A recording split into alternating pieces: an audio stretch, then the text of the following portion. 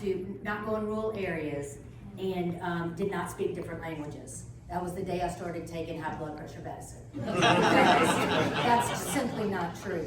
And while they talked about mentorship, what we've tried to do is show the world who we really are. And HAFA put together a video of the faces of HAFA, of all the different cultures that are represented and the different languages that we speak, and the way that we look different, but we all do the same thing. We all care about our clients. So yes, let's embrace and try to get other folks in, but let's embrace who we are and let the world know how good we are and that we're different, but we're all the same and we're all really good. Yeah, thank you. That's very interesting, though, to hear the history at that time of the ACA and the why navigators and others were introduced and emphasized and funded, and we're still seeing that today. And it's not that we don't want them to exist, but the fact that certain commissioners, states, and others believe that the communities will be better served because they exist tells me that's an indicator of being proactive, right? Like, we're here now, but we had to learn some hard lessons. We were perceived a certain way, not connected to the community of all communities. That no zip code was left behind, the community was left behind, which we say often now. But how do we get ahead of that moving forward to ensure that when we say the word consumer, we're the #1 advocate of the consumers in healthcare, to ensure affordability. I might be doing it justice, I may not be, but you hit it last night. Affordability, accessibility, quality. How do we, and we know that's who we are. We have evidence every single day in this room. There's several stories behind every single face here that shows and tells how we literally saved someone's life because they didn't have to split their bills anymore. That they were able to actually walk, didn't have to walk and fall because no one was taking out their trash. I've heard agents taking out the trash in the homes that they visited, right? Like, talk about above and beyond, not just navigating who's in network and who's out of network, truly touching communities.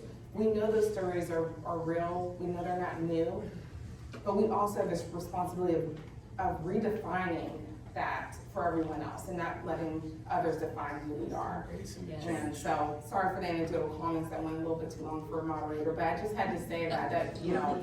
But I wanted to go back to, we're advocating, we're mentoring. And the theme of compensation, which I would say, if we could sum up 2024, compensation may have been the theme word, right? We were all of us, on the battlefield, and still are in many ways. But believe with this transition, we don't know, there's a lot of uncertainty, but we also know there's a lot of new faces in there. There's a shift, right? That leaves an open door, a crack at least, to say, identify and explain and make a connection with folks that can make a decision ultimately to influence this war that we're in. But how do we really attract folks when we're literally can we promise a viable livelihood in our industry? And for how long, what will it take to make that sustainable? Anyone want to start? Whoever wants to start with that. I'll be happy to. You deserve to be paid a fair wage. There is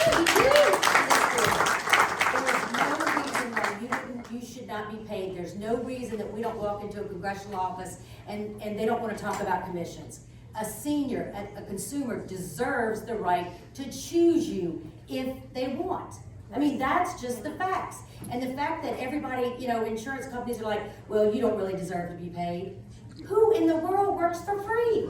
Why should we have to work for free? I mean, we shouldn't. We work harder than any other person. We might not be doctors, but we do. We take out the garbage. We bring folks to the doctor. We do all kinds of things as agents and brokers. We step up. And the one thing that I said when I started HAFA was, we're going to fight for commissions. Commissions is not an ugly word, and it can be said every day that we need to say it. So this year, we're getting our commissions back. And if that means a lawsuit, that means a lawsuit. If that means we get CMS involved, we get CMS involved. But you're getting your money back.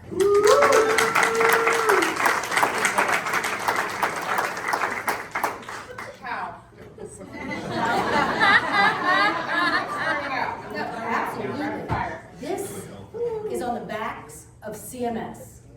They accepted rates that were filed. and I'm talking about MA and MD, they accepted the rates, and then they said, well, we don't care if insurance companies do not pay you. They accepted the rates. The rates are the rates are the rates. They shouldn't have allowed that to happen. So it's their fault. So my first stop, as soon as they get Oz in place, RFK, whoever it is, and all the different pieces and parts, my butt's in Washington. And I'm gonna be knocking on doors. If I have to go to their house, I'll go to their house. But you cannot allow this to happen. It's CMS's fault. They need to change it. There needs to be someone watching the hen house. That's right. We just had a Medicare town hall, really sharing the variety of different levers we've been pulling over the last several months, over the year. Please talk a little bit about the how or the journey to fighting this issue, and what are we anticipating this year on agent compensation? Well, Wins. I mean, I think when I agree with everything you just said, so just pretend like I said that. I'm the crazy one, I know, it's all right. I'm good with it. Honestly, like, you guys need to step up too, right? So when I've Yes. been going around the country. Sorry. Yes. Yeah. Amen. Yeah, and particularly in the Medicare market, like, my parents owned a small insurance agency basically my whole life. My brother now runs it with his wife. They have lots of Medicare clients. So even though I'm not in that market, like, I'm really familiar with the folks in that market. And the agents and brokers in the Medicare market are such hard workers, especially during fourth quarter. They give a crap about their beneficiaries more than most anybody does. When I see them meeting with them or hear about their meetings. But I feel like so many folks, because they're independent, their heads are down, getting the work done, and they don't realize that they actually have a voice. And if you come join the community of NABIP or any other association that advocates for you, your voice is elevated. And the more voices we have, the louder we are, which will help when we go to the Capitol, right? And so it's a chicken and an egg. Like, what are you gonna give me if I'm a NABIP member? What do I get from you? Well, you get community, and there's also a responsibility on your side to engage in that community. I would say that's first and foremost is education to the Medicare agents and brokers. And we spent several months between town halls, and we did one with CAHIP, just getting the word out of, like, this is your home. This is where you come to meet other people who think like you, who understand what's going on, and who want to make a better world for our customers, which means we get paid, right? And so that is kind of number one. Number two is the administration is changing, the agencies are changing, and so we've been waiting to some degree until all those folks are in place to really activate our message that aligns with your message. Like I told you earlier, we've been gathering survey data. So that survey data that we have is real quotes from real agents, from real beneficiaries, to talk about why what we do is so important. Like, we're part of their family, like, we are part of the community, they need us. There is no other way to get help that will give the quality and caliber that they do from a member, an agent, a NABIP member, or any other member of the association who's an agent or broker. And so, you know, our priority is to bring that message to the Hill in a way that we have never done before. We've always got in there and said, we're the best, we should get paid, but we haven't said, like, here's the people we help. Let's put a face on these people. And then I want to give a lot of props to Jessica and to the staff and to the leadership in NABIP of not being afraid to call out bad actors and differentiate ourselves from those bad actors, and to stand up and say, this is wrong, carriers, that you're doing it, and to say that publicly. You know, we've been, I don't want to say afraid, but we haven't taken that stand. So I'm really, thankful that you've had that voice out there. And so for me, it's mostly about harnessing the power of the people in our industry and really bringing that to life. Imagine if every broker and agent out there was actually one member of one of our associations. Or all of them. Or all of them, right? Like, that is powerful. So my ask to you to help us do this, and to secure your compensation, is go get more members. Yes. Help us help you. Yeah. Kevin or Chris, anything to add? I'll just ditto.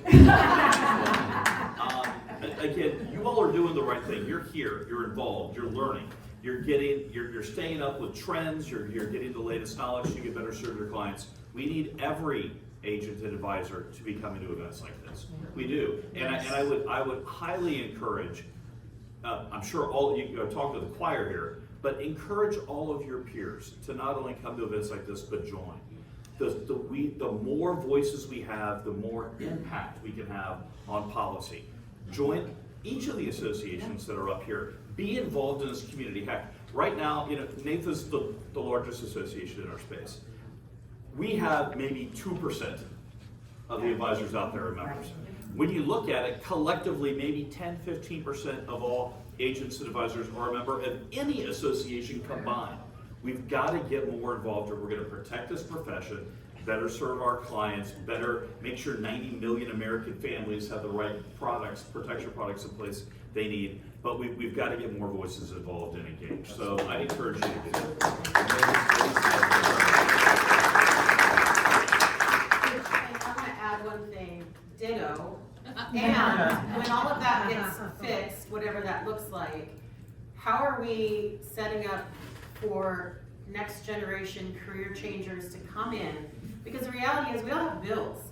Unless someone is getting to stay at their parents' house for free and not have their own bills at all, we need revenue. So how do we shift the future of the industries that we are in to make that an easier onboarding so that people will come to this industry and stay?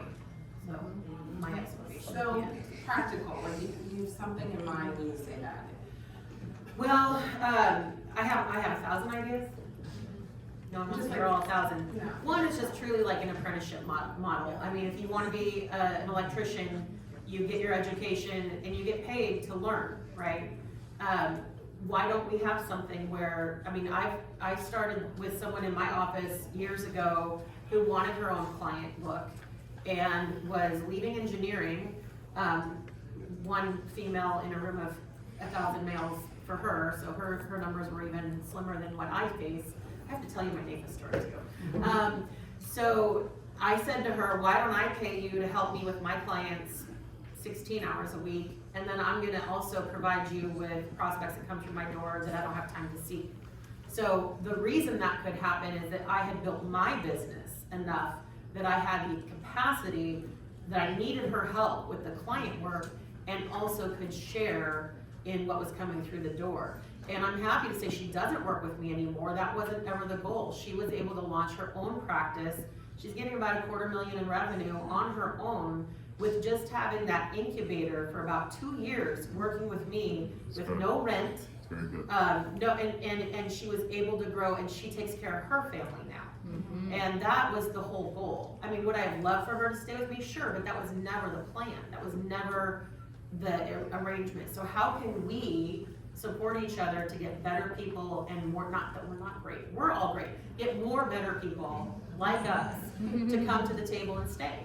I mean, that's how we do it. So something like an apprenticeship or an incubator, something that we can give people, not a draw against commissions, but truly provide them the ability to learn and grow and build without wondering. I mean, I worked 3 jobs while I was building my practice. 3 jobs. I don't know when I slept, but I did that. And I don't want anyone else to have to do that. I want them to focus on taking care of their clients, not, am I going to work at the department store in HR tonight? Do I have a direct sales thing that I have to do tomorrow? Do I have a bartending job? I was a great bartender. But the reality is no one should have to do that. No one should have to do that. So. Well, I thought we had like 30 more minutes, but We do have not. No. So, I mean, you want to add one more I thing? really quickly on the how, because I think I left the how out a little bit. Thinking about the audience in this room, your chapter leaders, your leaders within one of the associations. I was at Central Florida a couple weeks ago, and they have a very targeted program on the Spanish-speaking Central Florida agents and brokers, and they're bringing that to life with really simple things, right? I won't go through what they are, but like super simple. Think about in your chapter, is there a community in your chapter that's underserved or not represented in your association? And go find a way to target those agents and brokers and bring them in so that we fulfill what you said, which is that we actually do talk about, we can go everywhere. So that's just a how within your chapters. Thank you. I want to apologize because I really did want to open the floor to some audience questions. However, I believe most of us will be here for a little bit. I can stay a little bit. I actually popped over, I'm in a conference in Palm Springs this week, and I popped over to be here because I know it was really important to be here. So I don't get to stay a whole long time, but I'll wait a little bit, and then if someone can tell me how to charge the electric car that I had to rent, Well, thank you. I think what I gather from this FWD is this isn't the time to be passive. You have some fiery, hardworking leaders of the associations that you choose to be a part of and to be engaged in. This 2025 year, we came in with quite a bit on our agenda. We will have to tackle a lot of things from last year, but we also feel a rejuvenated opportunity to be able to make an impact that we have building up to this point. And in order to get us off the threshold, or through the threshold, or over it, is the collective action and the voices of each one of you. So thank you to you all for your participation, for your collaboration. Thank you for everything that you do. We are needed, you are essential, we see you, and we will make sure that you have an opportunity to have the thriving lives that you deserve for all that you give to the communities that you serve. So thank you very much. Thank you. Thank you.